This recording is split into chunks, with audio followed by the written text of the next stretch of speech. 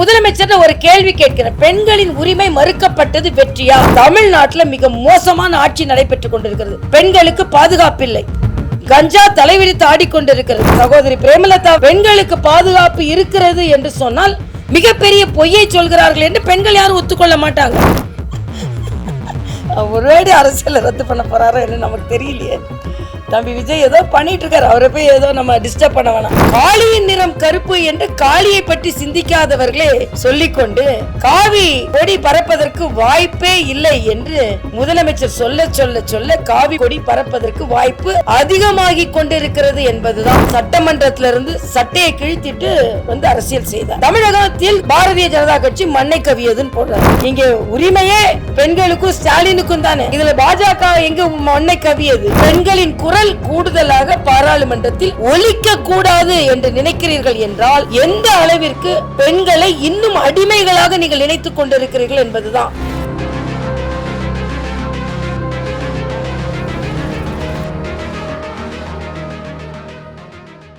அனைவருக்கும் வணக்கம். பெண் அரசியல்வாதிகளாகிய நாங்களும் சரி, பெண்களுக்கு அங்கீகாரம் கிடைக்க வேண்டும் என்று ஏங்கிக் கொண்டிருக்கும் பெண்களும் சரி, புதிதாக பெண்கள் அரசியலுக்கு வந்து சாதிக்க வேண்டும் என்று நினைக்கும் பெண்களானாலும் சரி, அவர்களுக்கு நேற்றைய தினம் ஒரு மிகப்பெரிய அவநம்பிக்கையை திமுக காங்கிரஸ் கூட்டணி ஏற்படுத்தி இருக்கிறது. சுதந்திரம் அடைந்ததிலிருந்து பெண்களின் கனவு பெண்களின் இடஒதுக்கீடு மசோதா. ஆக இந்த சவாலான சூழ்நிலையில் பெண்களுக்கு இடஒதுக்கீடு இருந்தால் மட்டுமே சாமானிய பெண்களும், வாரிசு பெண்கள் அல்ல, சாமானிய பெண்களும் அரசியலில் பங்கெடுத்து அதை மக்கள் பிரதிநிதிகளாக மாறி அவர்களும் சட்டமன்ற நாடாளுமன்றத்தில் பேச முடியும். ஆனால் அவர்களின் உரிமையை பறித்துவிட்டு தமிழக உரிமையை பாதுகாத்து விட்டோம் என்று முதலமைச்சர் சொல்கிறார். இது எந்த வகையில் உண்மை என்றும் எதையுமே ஒரு பொய்யான வகையில் முன்னிறுத்த முதலமைச்சரால் முடியும் என்பதையும் அவர் காண்பித்துக் கொண்டிருக்கிறார். கருப்பு சட்டை, கருப்பு கொடி, கனிமொழி சொல்றாங்க கருப்பு கொடி எதிர்ப்பின் அடையாளம், போராட்டத்தின் அடையாளம். கருப்பு கொடியை நாங்கள் தூக்கினாலே நாங்கள் வெற்றி பெற்று தான் நாங்கள் அதை கீழே வைப்போம் அப்படின்னு. நான் ஒரு சம்பவத்தை நினைவு கூற விரும்புகிறேன். டாஸ்மாக் கடைகளை அகற்ற வேண்டும் என்று முதலமைச்சரும் முதலமைச்சர் அவர்களின் துணைவியாரும் அவங்க வீட்டுக்கு முன்னாலேயே கருப்பு கொடி ஏந்தி ஆர்ப்பாட்டம் நடத்தினார்கள். சகோதரி கனிமொழி அவர்களும் கருப்பு உடை அணிந்து ஆர்ப்பாட்டம் நடத்தினார்கள். அந்த கருப்பு ஆர்ப்பாட்டத்தின் பதில் என்ன, நிலை என்ன? ஆக நாங்கள் வெற்றி பெற்று விட்டு தான் அந்த கருப்பு கொடியை கீழே வைப்போம் என்று சொல்வது மட்டுமல்ல, காளியின் நிறம் கருப்பு என்று காளியை பற்றி சிந்திக்காதவர்களே சொல்லிக்கொண்டு காவி கொடி பறப்பதற்கு வாய்ப்பே இல்லை என்று முதலமைச்சர் சொல்ல சொல்ல சொல்ல காவி கொடி பறப்பதற்கு வாய்ப்பு அதிகமாகி கொண்டிருக்கிறது என்பதுதான். ஏனென்றால் கனிமொழி சொல்றாங்க பெண்களுக்கான வாய்ப்பு என்பது மணிக்கண்ணி, உதவித்தொகை. ஆனால் அவங்களுக்காக பாதுகாப்பு எங்கோ போய்கொண்டிருக்கிறது, அவர்களுக்கான அங்கீகாரம் முடக்கப்பட்டு இருக்கிறது. அதனால ஸ்டாலின் சொல்றாரு இந்த போட்டி தமிழகத்திற்கும் டெல்லிக்கும் ஆனது என்று. இல்லை, இந்த போராட்டம் ஸ்டாலினுக்கும் பெண்களுக்குமானது. முதல்ல எவ்வளவு இடம் அப்படின்னு கேட்டாங்க. இப்ப அவர்களுக்கான இடம் உயர்த்தப்படும் என்று சொன்ன உடனேயே இடத்தை உயர்த்தாமே ஏன் எங்களுக்கு கொடுக்கல அப்படின்னு இன்னொரு கேள்வி கேட்குறாங்க. 2014 2019 நீங்க தானே ஆட்சிக்கு வந்தீங்க, ஏன் அப்ப அதை நிறைவேற்றலை? நான் கேட்கிறேன் உங்ககிட்ட, 18 ஆண்டுகள் நீங்க மத்திய அரசுல ஆட்சியில் இருந்தீங்களே, அப்ப ஏன் அதை நிறைவேற்றவில்லை? அப்ப நீங்க மகளிருக்கு எதிரானவர்கள் தானே. இன்னும் சொல்ல போனா அது செயல் வடிவம் பெற்றதே மரியாதைக்குரிய பாரத பிரதமர் மோடி அவர்களால் தான். அதனால இந்த மகளிர் மசோதாவை மகளிரின் உரிமையை பறித்துவிட்டு தமிழகத்தின் உரிமையை நிலைநாட்டுகிறேன் என்று சொன்னால் எந்த அளவிற்கு ஒரு பொய்யான நிலைப்பாடை முதலமைச்சர் எடுத்திருக்கிறார் என்பதும், எதிர்கட்சியா இருக்கும் பொழுது சட்டமன்றத்திலிருந்து சட்டையை கிழித்திட்டு வந்து அரசியல் செய்தார். இப்பொழுது முதலமைச்சராக இருக்கும்போது கருப்பு சட்டையை போட்டுட்டு பெண்களை தோல்வியடைய செய்துவிட்டு அதை வெற்றியாக, யாராவது பெண்களுக்கு நடந்த அநீதியையும் பெண்கள் தோற்று போனதையும் தனது வெற்றியாக யாராவது கொண்டாடுவார்களா? தமிழக முதலமைச்சர் அதை கொண்டாடி கொண்டிருக்கிறார். அதனால் தமிழகத்தை சார்ந்த பெண்கள் மட்டுமல்ல, இப்பொழுது தேர்தல் நடக்கும் மாநிலங்களில் உள்ள பெண்கள் அனைவரும் தங்களது எதிர்ப்பை திமுக காங்கிரஸ் இண்டி கூட்டணிக்கு எதிராக வாக்களித்து அதை அவர்கள் எதிர்ப்பை தெரிவிக்க வேண்டும் என்பதுதான். நாங்க ஒரு நெரேட்டிவ் செட் பண்ணுவோம், அதுதான் சரி அப்படின்னு ஒரு ஆணவத்தோடு தமிழக முதலமைச்சர் பேசிக்கொண்டிருக்கிறார், நடந்து கொண்டிருக்கிறார். அதே மாதிரி அங்க மசோதா நடந்தது, பெண்களின் உரிமை மறுக்கப்பட்டிருக்கிறது. தமிழகத்தில் பாரதிய ஜனதா கட்சி மண்ணை கவியதுன்னு போடுறார். இங்கே உரிமையே பெண்களுக்கும் ஸ்டாலினுக்கும் தானே. இதுல பாஜக எங்க மண்ணை கவியது? நீங்க தான் பெண்களின் உரிமையை குறைத்து இருக்கிறீர்கள் என்பதுதான் இதுல நமக்கெல்லாம் வேதனையான ஒன்று. தமிழகத்திலிருந்து தேர்ந்தெடுக்கப்பட்ட பெண் பாராளுமன்ற உறுப்பினர்களே பெண்களுக்கான இடஒதுக்கீடை எதிர்ப்பது. இன்னொன்று சொல்றாங்க, நிறைய பேர் வந்துட்டா எங்களுக்கு பேச நேரம் கிடைக்காது என்று திமுகவே அங்கே பதிவு செய்திருக்கிறார்கள். அப்படி என்றால் நீங்கள் மட்டுமே பேசிக் கொண்டிருக்க வேண்டும். பெண்களின் குரல் கூடுதலாக பாராளுமன்றத்தில் ஒலிக்க கூடாது என்று நினைக்கிறீர்கள் என்றால் எந்த அளவிற்கு பெண்களை இன்னும் அடிமைகளாக நீங்கள் நினைத்துக் கொண்டிருக்கிறீர்கள் என்பதுதான். பெண்களின் குரல் ஒலிக்க கூடாது என்று நீங்கள் நினைத்துக் கொண்டிருக்கிறீர்கள் என்பதுதான். மரியாதைக்குரிய அமித்ஷா அவர்கள் மிக தெளிவாக எந்தெந்த கேள்வி சொன்ன பிறகும் அதையெல்லாம் காதில் வாங்கிக் கொள்ளாமல் இங்கே பெண்களின் உரிமை மறுக்கப்படும் பொழுது பட்டாசு வைத்து ஒரு முதலமைச்சர் கொண்டாடுகிறார் என்றால் இது பெண்கள் கவனித்து அவருக்கு எதிராக தனது கருத்தை பதிவு செய்ய வேண்டும் என்பது எனது கருத்து.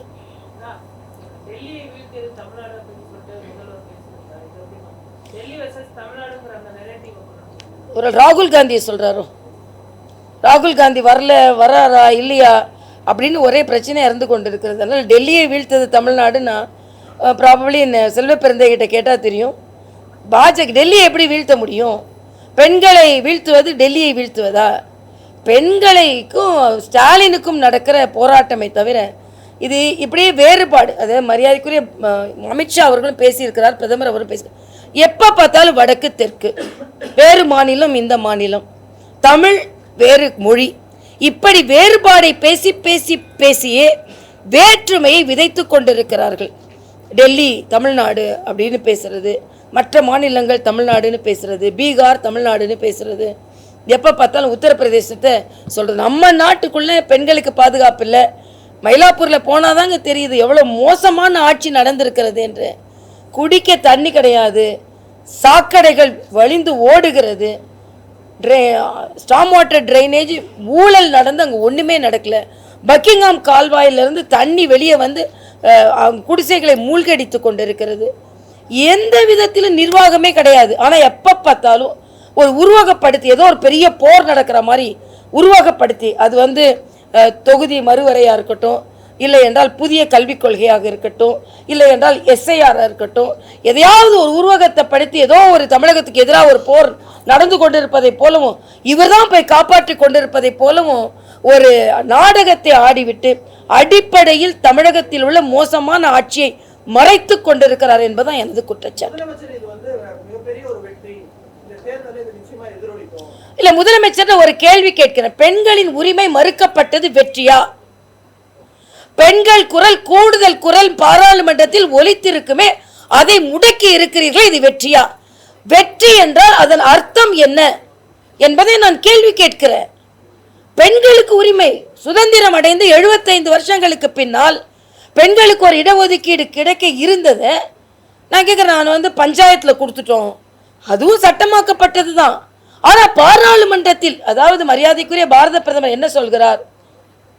சட்டம் இயற்றக்கூடிய நிலையில் பெண்கள் இருக்க வேண்டும், முடிவு எடுக்கக்கூடிய நிலையில் பெண்கள் இருக்க வேண்டும், முடிவு எடுக்கக்கூடிய நிலையில் பெண்கள் இருக்க வேண்டும் என்று பாரத பிரதமர் சொல்கிறார். பெண்களின் அதிகாரம் முடிவுக்கு வர வேண்டும் என்று முதலமைச்சர் சொல்கிறார்.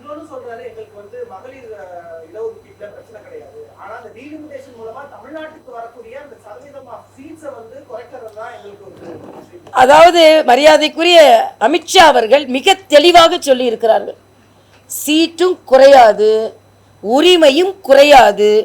இல்லை இல்லைன்னு சொல்லிக்கிட்டு இருக்கிறத இருக்கு இருக்கு நீங்களே சொல்லிக்கொண்டா எப்படி அப்படின்றது தான் நம்மளோட கேள்வி. ஆக இல்லாத ஒன்றை உருவகப்படுத்தி கொண்டு அதை எதிர்த்து போராடி, அந்த இல்லாத ஒன்றை எதிர்த்து போராடி அதில் வெற்றியும் பெற்றுவிட்டேன் என்று கொண்டாடும் தமிழக முதலமைச்சரால் மட்டும்தான் முடியும் என்பது எனது கருத்து.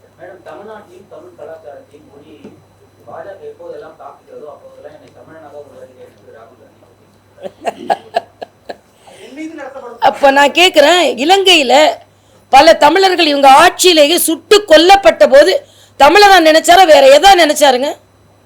இங்க ஸ்டாலின் என்ன நினைச்சாரு, தமிழனா நினைச்சாரா எதா நினைச்சாருன்னு கேட்கிற. இவங்க மத்தியில் ஆட்சியில் இருக்காங்க, திமுக மாநிலத்தில் ஆட்சியில் இருக்குது. இலங்கையில் சுட்டு கொல்லப்பட்டவர்கள் தமிழர்கள். அப்ப எதா உங்களை உருவகப்படுத்தி கொண்டீர்கள் என்று நான் கேட்கிறேன். இப்ப சும்மா தமிழர்கள் என்று டிராமா போட்டுக்கொண்டா மக்கள் நம்பி விடுவார்கள் என்று நினைத்து கொண்டிருக்கிறார்கள். இது முடியாது என்பது எனது கருத்து. காங்கிரஸ் நீடிக்குமான்னு அவர்கிட்ட கேட்க சொல்லுங்க.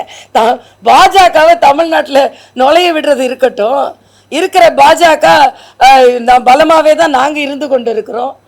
தேர்தல் முடிவு வரட்டும், காங்கிரஸ் எப்படி போகுதுன்னு நம்ம பார்க்க தான் போகிறோம். காங்கிரஸ் ஏற்கனவே பெண்களுக்கு எதிரானது என்று அவங்க மாநில மகளிர் அணி தலைவியையே இடைநீக்கம் செய்து அவங்க குரலை நசுக்கி அவங்க எதுவுமே பேசக்கூடாது என்று சிறுபான்மைன்னு சொல்றாங்க. ஒரு சிறுபான்மையினத்து பெண் இந்த அளவுக்கு வரணும்னா எவ்வளவு கஷ்டப்பட்டிருக்கணும். அதை பற்றி ஏன் கேள்வி கேட்க மறுக்கிறீர்கள்? கனிமொழி எங்க போனாங்க பெண்கள் உரிமையை பற்றி பேசும்போது? ஸ்டாலின் எங்க போனார்? அதனால இவங்கள் பெண்கள் உரிமை என்று இவர்கள் பேசுவதே ஒரு பொய்யான முகம் என்பதைத்தான் நாங்கள் குற்றம் சாட்டுகிறோம். பெண்களுக்கு அநீதி இழைத்துவிட்டு அதை கொண்டாடும் முதலமைச்சரை நாங்கள் தீர்க்கமாக எதிர்க்கிறோம் என்பது எங்களது.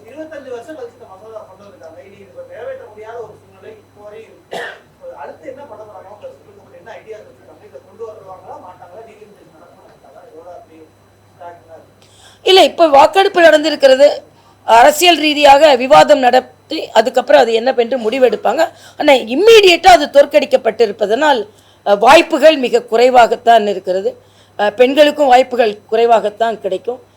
இது மன்னிக்க முடியாத குற்றம். ஜனநாயக நாட்டில் சரி பாதியாக இருக்கின்ற பெண்களுக்கு உரிமை எதிர்க்கட்சிகளான காங்கிரஸ், திமுக போன்ற கட்சிகளால் மறுக்கப்பட்டிருக்கிறது. பெண்களின் உரிமை குரலை நசுக்கி இருக்கிறது என்று தான் நேரடியான குற்றச்சாட்டை நாங்கள் வைக்கிறோம். நீங்க 1000 கருத்து சொல்லலாம், நாங்க தமிழகத்தோடு அப்ப பெண்களின் உரிமையை மறுத்து விட்டு தமிழகத்தின் உரிமையை பாதுகாக்கிறீர்களா? என்னோட முதல் கேள்வி. இரண்டாவது, 2014 19 ஏன் பாஜக கொண்டு வரல என்று கேட்கின்ற நீங்கள், பல ஆண்டுகள் மத்தியில் நீங்கள் கூட்டணி ஆட்சியில் இருந்தீர்களே, அப்பொழுது ஏன் பெண்கள் மசோதா பற்றி எந்த கவலையும் கொள்ளவில்லை? கொண்டு வரும்பொழுதெல்லாம் அதை எதிர்த்து வாஜ்பாய் அவர்கள் ஆட்சி செய்யும் பொழுது 4 முறை கொண்டு வர முயற்சி செய்தார். ஆக இப்படி இருக்கும் பொழுது உள்ளே இருந்துகிட்டே அப்போ நீங்க எதுக்க தான் செஞ்சீங்க. நிச்சயமாக தமிழகத்து பெண்கள் இதற்கு தக்க பதிலடியை 2026 தேர்தலில் கொடுக்க வேண்டும் என்பது எனது.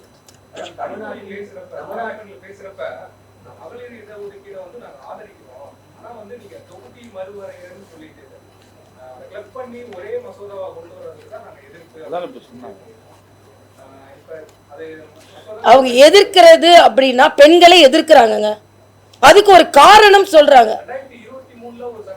நான் இன்னொரு கேள்வி கேட்கிறேன், நீங்க சரி நீங்க எதையுமே கிளப் பண்ணாம நீங்க கொண்டு வரல. இப்போ நீங்க இடம் குறைஞ்சிரும்னு சொன்னீங்க, இடம் குறையாதுன்றதுக்கு நாம கூட 20 சீட் வரும்னு சொல்றோம். 20 சீட் அதிகம் வந்து எங்களுக்கு பேச இடம் கிடைக்காது, நேரம் கிடைக்காதுன்னு சொல்றீங்க. இப்போ என்ன சொல்றீங்க? இல்ல அதே இடத்துக்குள்ள கொண்டு வான்றீங்க. அதே இடத்துக்குள்ள கொண்டு வருவதை நீங்கள் ஆட்சியில் இருக்கும்போது எது மறுத்தது, எது தடுத்தது? எல்லாம் இப்ப கேள்வி கேட்டுட்டு இருக்கீங்கல்ல. நீங்க ஆட்சியில இருந்தீங்களா இல்லையா? கூட்டணி ஆட்சியில இருந்தீங்களா இல்லையா? அப்ப ஏன் கொண்டு வரல? நாங்க கொண்டு வந்தா 1000 கேள்வி கேட்கிறீர்கள், நீங்க ஏன் கொண்டு வரல? அதனால இது எல்லாமே அரசியல் அப்பட்டமான எனது குற்றச்சாட்டு. தமிழ்நாட்டில் மிக மோசமான ஆட்சி நடைபெற்று கொண்டிருக்கிறது. பெண்களுக்கு பாதுகாப்பில்லை, கஞ்சா தலைவிரித்து ஆடிக்கொண்டிருக்கிறது, அடிப்படை வசதிகள் எதுவுமே இல்லை. இது எல்லாத்தையும் உள்ள வைத்துக்கொண்டு மேம்போக்காக இல்லாத பிரச்சனைகளை எடுத்துக்கொண்டிருக்கிறார் முதலமைச்சர் என்பதுதான் எனது குற்றச்சாட்டு. முதல்வர் ஸ்டாலின் அவர்கள் மேடையில் இருக்கும்போதே பிரேமலதா விஜயன் அவர்கள் போதை கலாச்சாரம் வெளியேற்றி விட்டது, பெண்கள் பாலியல் செய்யப்படுகிறார்கள் என்ற கருத்தை சொன்னது பெரிய அளவில் சர்ச்சையாக பேசுகிறாங்க. இல்லை, அடுத்த மீட்டிங்கில் என்ன பேசுவாங்கன்னா, முதலமைச்சர் அவர்கள் பெண்களுக்கான எதை மறுத்தார், பெண்களுக்கான உரிமையைத்தானே மறுத்தார், வேற என்ன செய்தார்னு பேசுவாங்க. அதை அவர் கேட்டுக்கொண்டு தான் இருக்க போகிறார். உண்மையை தானே சொல்ல வேண்டியிருக்கு. ஏன்னா அதை தவிர்த்து யாரா இருந்தாலும், அது சகோதரி பிரேமலதாவேவா இருந்தாலும், பெண்களுக்கு பாதுகாப்பு இருக்கிறது என்று சொன்னால் மிகப்பெரிய பொய்யை சொல்கிறார்கள் என்று பெண்கள் யாரும் ஒத்துக்கொள்ள மாட்டாங்க. ஆக பெண்களுக்கு பாதுகாப்பு இருக்கிறது என்று எதிரணியை சார்ந்தவர்கள் கூட சொல்ல முடியாது என்பதுதான் ஒரு கருத்து. தமிழ்நாட்டில் அதிகப்படியாக ராஜராஜ சோழனை விட சேகர் பாபு அவர்கள் தான் அதிகமாக குடமுழுக்கு நடத்தினார்.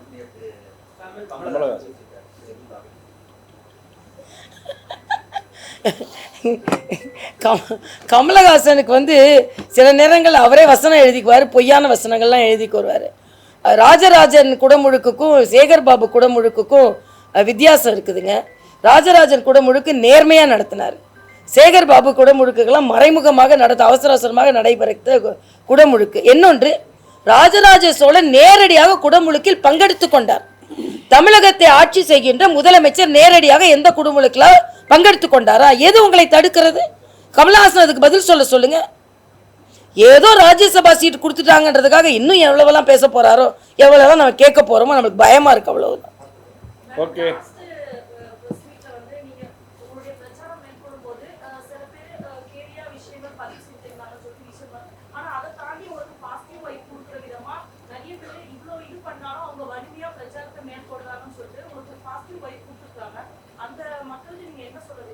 அந்த மக்களின் பாசத்திற்கு நான் பக்க பலமாக இருந்து அவர்களுக்கு எனது ஆதரவு மூலமும் சேவை மூலமும் பதில் கொடுக்க முடியும். அந்த சேவைக்காக தான் நான் காத்திருக்கிறாங்க, அந்த அங்கீகாரத்துக்கு தான் நான் காத்திருக்கிறேன்னு சொல்கிறேன். இதுதான் உண்மை. ஏனென்றால்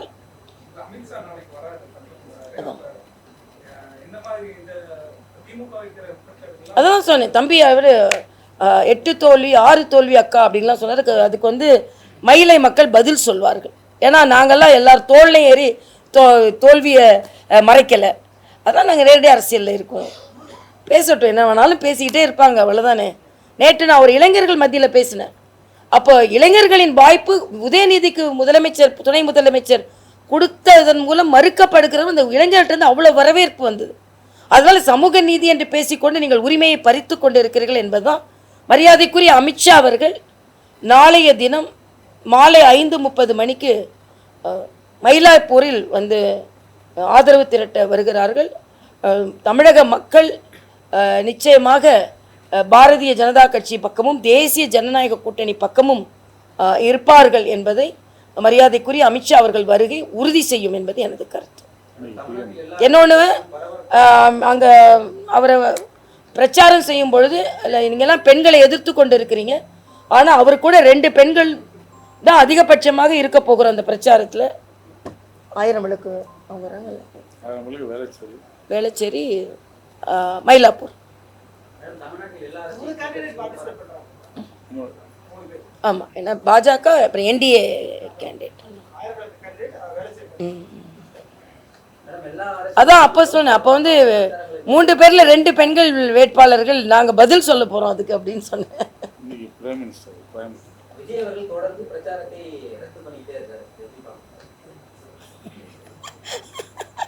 ஒருவேடி அரசியல் ரத்து பண்ண போறாரோ என்ன நமக்கு தெரியலையே. தம்பி விஜய் ஏதோ பண்ணிட்டு இருக்காரு, அவரை போய் ஏதோ நம்ம டிஸ்டர்ப் பண்ண வேணாம். பிரைம் மினிஸ்டர் அவர்கள் இன்று கோவை வருகிறார்கள். அதாவது பிரைம் மினிஸ்டர் வராரு, உள்துறை அமைச்சர்கள் வருகிறார்கள். ஸ்டாலின் சொல்ற மாதிரி தேர்தலுக்காக மட்டும் வரல, பல முறை வந்திருக்கிறார்கள்.